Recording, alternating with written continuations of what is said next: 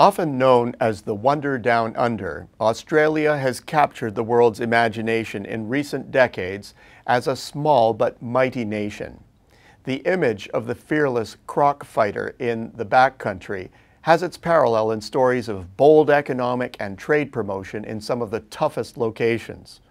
Is it all image, or is there any substance to the shtick? Back in the 1980s, there was not much difference between Australia and the rest.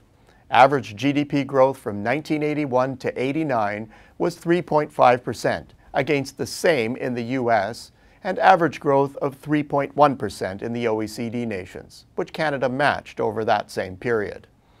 From here, though, things get interesting.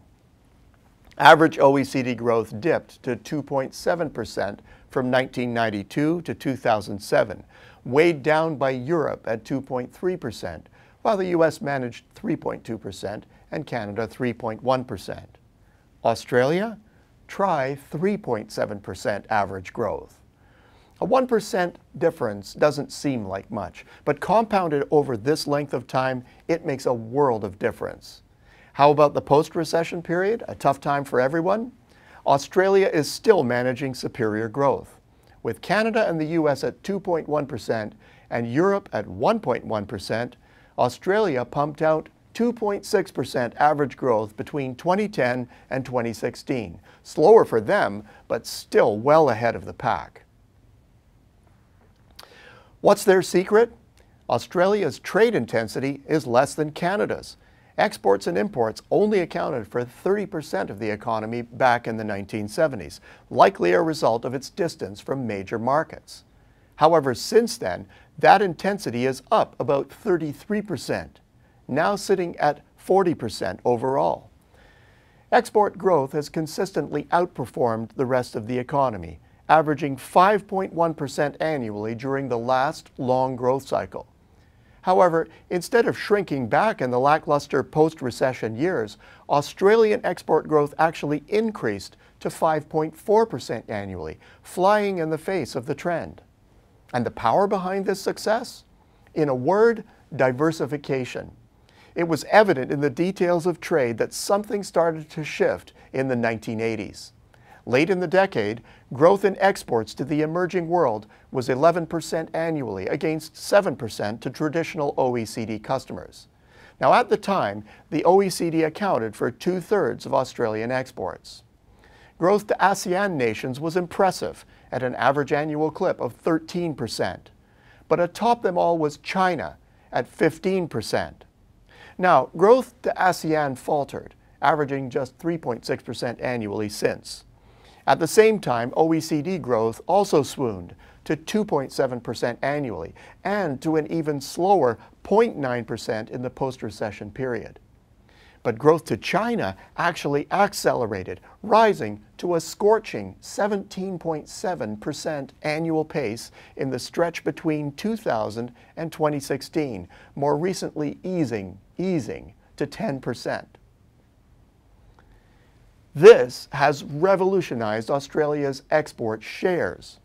OECD trade has shrunk to just 38% of exports, while the developing world now grabs 66% of what Australia ships abroad. Over this time frame, shares to the ASEAN world have stayed consistent at roughly 10%.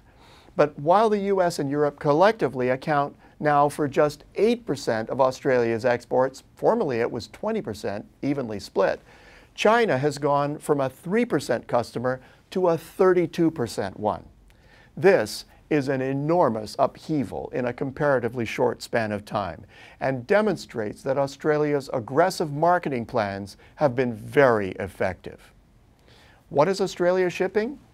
Interestingly, over the 1988 to 2016 period, trade shares in many industries down under haven't really changed that much. Machinery and transportation equipment saw a bulge in the 1990s, but for over a decade, the share of this trade has been stable at about the same rate as in the late 1980s.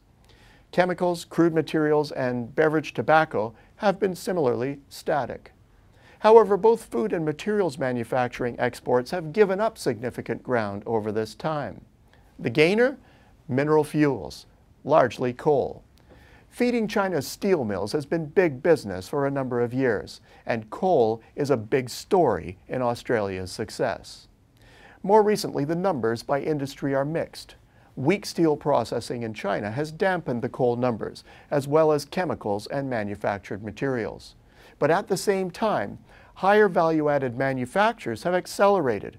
Crude materials are rising annually by 7%, and food, the export of the future, is averaging 6% growth annually. Australia's success is a lesson to small open economies the world over. It is possible to take on Goliath economies and succeed. With Australia an established developed Asian powerhouse and promising to be one for some time now, it is one to watch. Canada's footprint is growing there. It is the #1 Asian destination for Canadian foreign direct investment. This growing presence is one of many reasons EDC is opening an office in Sydney this week. Supply chains of the region are integrated into the Australian market, and Canada is increasingly playing a role.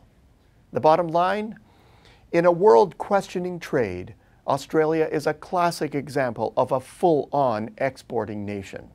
All the more reason to do business with this small open economic powerhouse. Until next week, I'm Peter Hall.